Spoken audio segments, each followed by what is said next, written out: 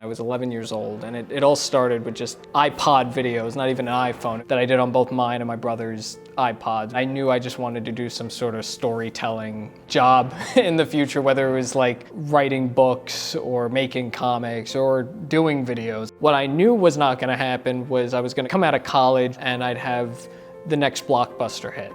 I remember thinking about what an alternative career would be for me, and I have a little experience working with children.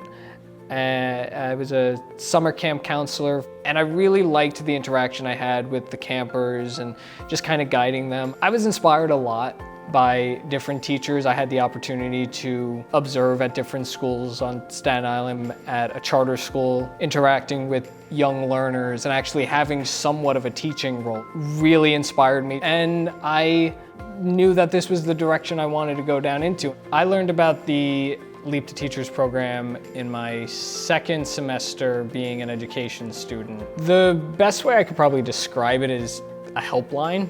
Jonathan was very helpful when it came to the exams that I have to take, because I was very nervous about them, but knowing that you have people that are there that will literally answer every question, that will take the time to sit down with you, that's very comforting. And I think that definitely helped my growth as an individual. We're at the point where I'm just eager to start teaching in my own classroom. I want to do it because I want to educate the next generation and be like a mentor to them. But I still want to have my passion in film. So for somebody in my position, find the balance of both. Keep your passion, but also find something that you would want to do and go forward, expanding your knowledge on that. I do want to start mixing education and content. I'm interested in collaborating with other educators and incorporating their knowledge into maybe some content that teachers can use for their own lessons.